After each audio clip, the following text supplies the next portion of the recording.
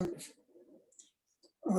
Yeah. okay, I was smiling because I suddenly realized that I am my mother's kid and my daughter's father.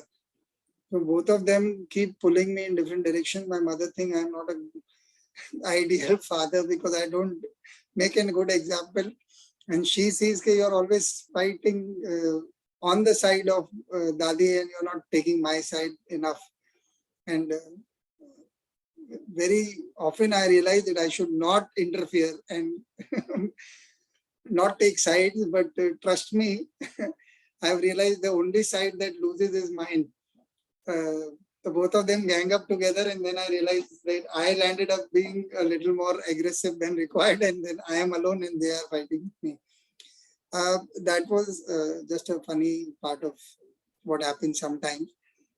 Uh, Also, one thing that I was smiling about was that I got reminded of the same dialogue I used with the marketing manager yesterday, and she was trying to um, present something to the boss, and which is an idea which may not be liked by the boss. They have a difference of opinion on it, and she asked me that, "What do you think I should do about this?" And I said, "Okay, you know what? First, present the things that he's asked you to do, and in detail, you present what you've done in terms of whatever he's been asking you to do. Once you've done that, remove the things that are really going to be very strongly debated, because that is compromising your original, what you want to present. Once you've done presenting what he wants, then say that I also have added these 2-3 points that are very important to me. I want to try these. So we were talking about areas where they should advertise, and she had written 7 areas, out of which 4 areas were like would really rankle him. So I said, 4 areas nikal do. Just talk about these 3 areas. Once he says yes to 3 areas, then we can add on one area if you feel very strongly that they are going to work. Since she is a marketing manager, she needs to allot budgets or whatever she wanted to do. And she said, but how do I put this? I said, by not confrontational, by non-confrontation. If you sit down and confront him, then he's also sitting there because of a reason. He may not have your degree, but he's running a business. He has a good understanding of how his business works. And it may have worked for many times before you came in. So there would be a reason to it. We may not understand it. I agree with your point of view more than his. But instead of sitting and confronting him, then neither this will happen nor that will happen. Then he'll say, okay, we'll take a decision later. Then you guys will not advertise on it. So in the market, there is no action as far as your readers are concerned. So I want to ask you. So my idea of truth is also quite it's not really, you don't have to sit down and fight on everything just because you have a point of view. Like very rightly you said that we bring parents, some may take 2 years, some may take 2 months, it is all learning by experience actually. None of us, so the line that I had used was, look, let me give you a guru mantra that in my experience, people have already decided what they want. You can rarely, if ever, sell them a new point of view unless they want it. So you just can present it, and if there is no confrontation, some days they may buy it. Otherwise, they will not even buy into your proposal. So if you guys are saying something, stop indulging your child is not benefiting from it. So you could just give an example of somebody who is actually benefiting from something that this guy's parents are trying, and just leave it there. Because there is a word used very derogatorily called sheep mentality, which is seen as bad. But in advertising, I personally am quite thankful that we copy each other's behavior so well. So if I'm proposing something and Bijal likes it, so it is probably there is a chance there are others like you who may like it. We just keep it there instead of trying to impose upon someone one's knowledge. So that would probably be my last question to both of you. I want both of you to answer it. How do you not impose knowledge? When you know you have benefited from it, and it means so much to you, you're running a school, obviously you are in it for the dissemination of knowledge. So first you, Bijal, and then we can end with what Meeta thinks about it. There are two aspects to this. One is an information and another one is a wisdom.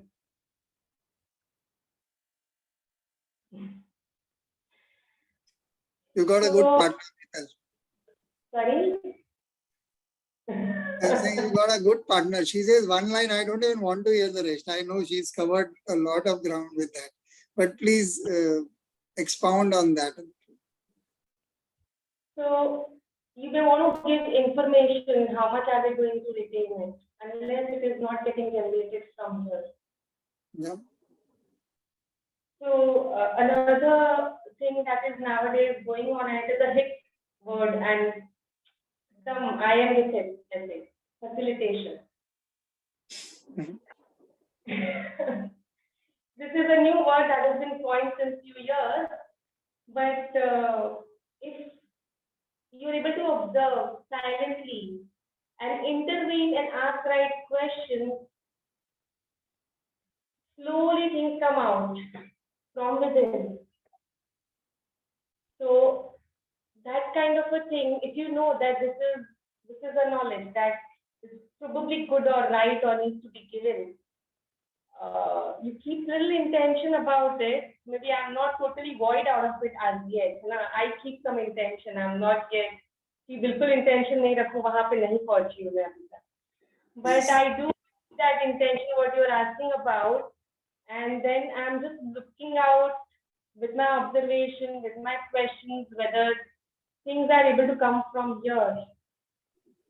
And I keep observing it. I wait. I am still struggling for a few things because I'm now not talking about information. I'm talking about something beyond information. Yeah. When I am looking at beyond information, I'm just waiting for years sometimes for certain things in my children. I'm waiting since so many years to get developed. If I know this is right and if I'm going to give it, I know it for sure it is not going to work for them unless it doesn't come from here. So waiting is what is needed. Keeping an intention is good. I think I can't do without it practically. This is where I come from. So beautiful. I was trying to remember, there was this line called, where is the knowledge we lost in our information? Where is the wisdom we lost in our knowledge? It's so beautiful because it's so real coming from you as an educator. Meetal, I want to add a layer to the question. I actually see your behavior in the way your son is so fascinated by what you're doing and is trying to get into that little peephole of a camera that we have. And you're so, here you are. Okay, they are together in it. Very good. So I can actually see how you're quite patient with it. By now, I would have just like, hello, don't you get the lesson? So I want to add this question to that thing. Sometimes being strict helps. Like if your kid is trying to put his hand into the fire, you can't be observing. You have to quickly tell them, look, some experiences have to be withheld. I want you to add that aspect and tell us, as an educationist, how do you see knowledge being disseminated?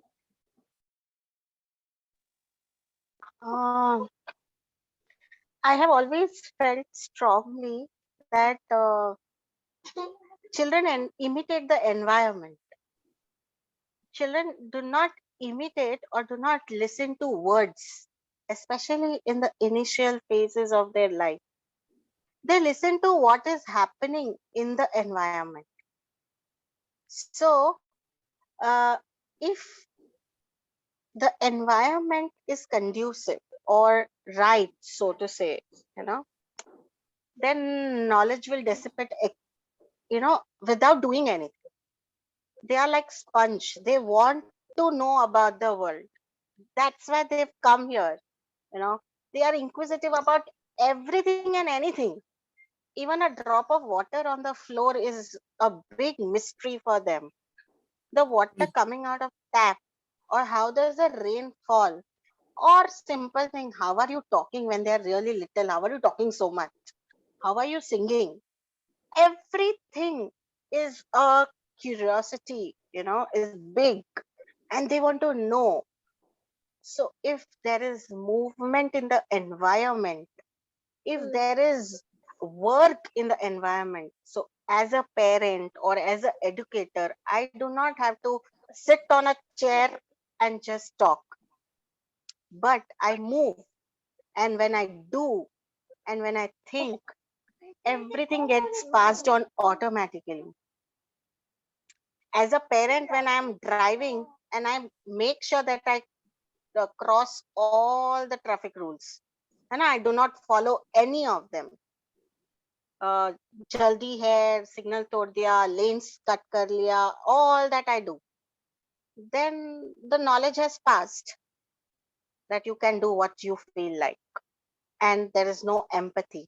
Like you said, no, were uh, surrounded by people who were not well, who were not able to take care of themselves, and you did it. That was such a big lesson for your child, and that empathy came so naturally to her because it Yeah. was the environment.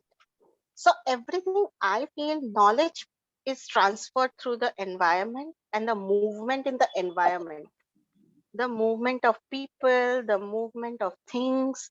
Like, how am I keeping things in the house? Are they just kept helter skelter, or everything has a place and time? Hmm. So all these little and big things and big movements in the environment helps the knowledge to get transferred. So words are the last thing. हाँ मतलब they come much down the line where knowledge transfer happens, and movement is the first thing that needs to come, and that's how knowledge gets transferred, not only to children, even us adults. Yeah. I was thinking of that it is actually such a open-ended thing. It's actually irrespective of age. We are all learning, although as much as we would want to say that we are adults. Uh, like my daughter has this favorite phrase that all adults are idiots. And I tell her, yes, I agree. She said, why are they so bound by everything? They have this thing and they wound themselves up into a frenzy and stress out and they are depressed. Why can't they be okay with it? Like we've had, because of our circumstances, we've had discussions like, I asked her once, what do you children talk about when it comes to death? She says, once or twice we've had conversation, but I'm afraid. Like my friend, her grandpa died while he was just sitting watching TV on his sofa. So I don't want her to cry. I can't manage it. So we don't talk about it. And then there is another friend whose grandma died and she was home.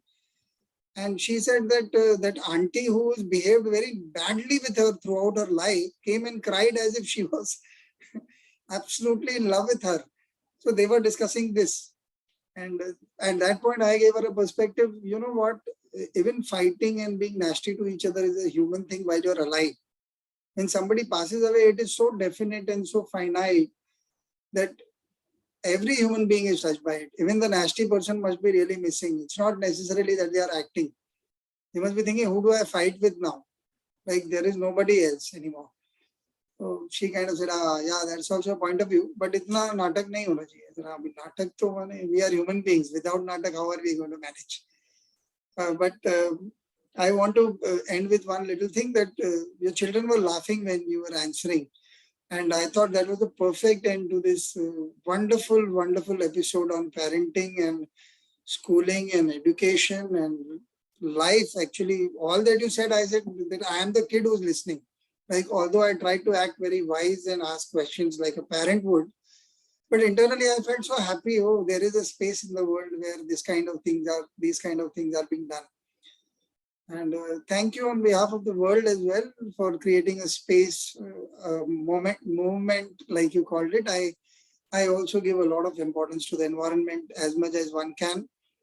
Uh, Thank you so much for joining me. And it was an absolute pleasure speaking to both of you. Thank you so much Thank for It was wonderful knowing you. Thank you. My pleasure, absolutely. What a Bye, lovely Vijay. Bye, Vital. See ya.